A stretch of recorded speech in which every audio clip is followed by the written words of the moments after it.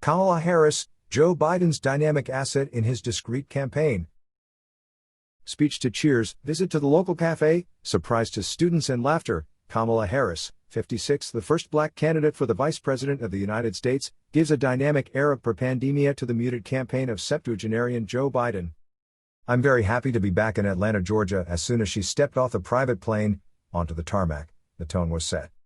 Usually more reluctant to speak to the press, the Democrat obviously wants to communicate in the home stretch of the presidential election against Donald Trump.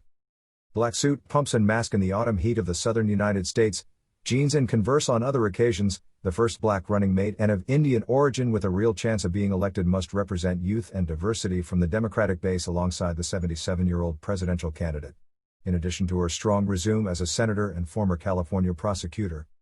During her stay in Georgia, she chained campaign meetings at a pace that is almost whirlwind after months of Democratic campaigning paralyzed by the COVID-19 pandemic.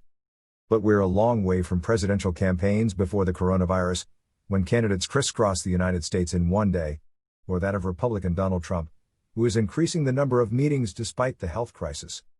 Targeted visit. In the name of the precautionary principle, the Biden-Harris ticket limits travel, and only a handful of journalists accompany the candidates, with few opportunities to ask questions. A dodging strategy that makes their speeches barely audible in the national media, dominated by the ubiquitous Republican billionaire.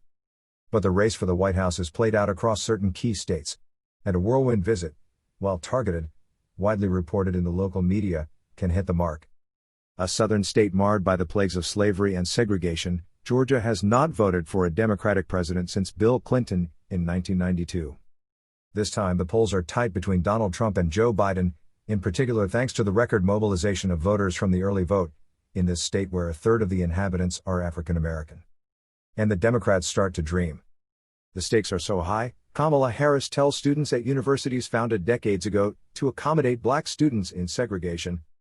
Herself a graduate of one of the most famous, Howard University in Washington, she has just surprised them during a meeting. The candidate then goes to a round table, at a distance and always masked, with African American men.